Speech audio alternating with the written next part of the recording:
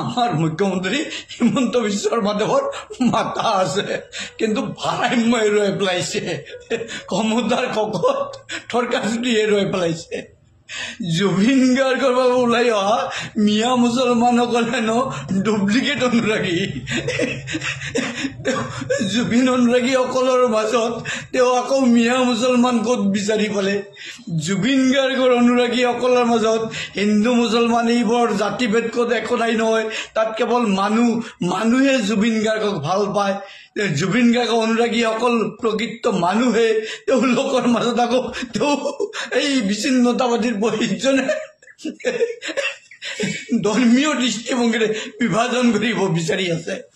19 ছেপ্টেম্বৰৰ পূৰ্বৰ অসমৰ ৰজা আৰু 19 ছেপ্টেম্বৰৰ পাছৰ অসমৰ ৰজা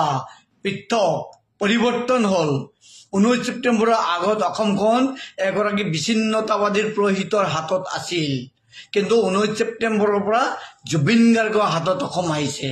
অসমৰ ৰজা জুবিন গাৰ্গ আৰু জুবিন গাৰ্গৰ অসমত এই ধৰ্মৰ নামত ৰাজনৈতিক ভণ্ডামি নচলিব ইয়াত কেৱল মানুহৰ সেৱাহে চলিব কিন্তু মুখ্যমন্ত্ৰী মহোদয়ে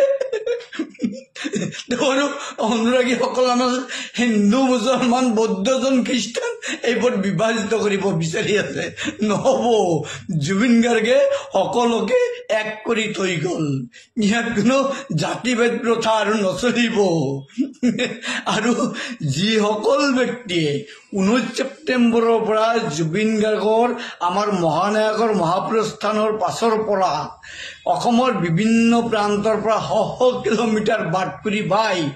আহি পেলাই বকে লগনে পিয়াহে থাকি উজাগৰে নিশা কটাই অন্ত্যেষ্টিক্ৰিয়া সম্পন্ন কৰিলে তথা ফেচবুকৰ ইক'চিষ্টেমত 43 লাখ মানুহে #জাষ্টিছ ফৰ জুবিন গাৰ্গ লিখিলে সেই সকল ব্যক্তি ডুপ্লিকেট অনুৰাগী আৰু অৰিজিনেল অনুৰাগী কোনসকল এমাহ 3 দিন পাছত নলবাৰীৰ ৰাজপথত গৰু কেলেংকাৰীত নাম সাঙৰ খাই থকা জয়ন্তমল্ল বৰুৱাৰ সৈতে যিসকলে হৈয়াল্লা কৰিলে তেওঁলোক প্ৰকৃত জুবিন অনুৰাগী প্ৰকৃতসকলে এমাহ 3 দিন পাছত কুম্ভকৰ্ণ নিদ্ৰাৰ পৰা সাৰ পায় যিগৰাকী হিমন্ত বিশ্ব শৰ্মাদেৱে জুবিন গাৰ্গৰ মৃত্যু হোৱা এমাহ পূৰ্ণ নহওঁতে জনসাধাৰণক ফটকা ফুটাবলৈ উৎসাহ যোগায়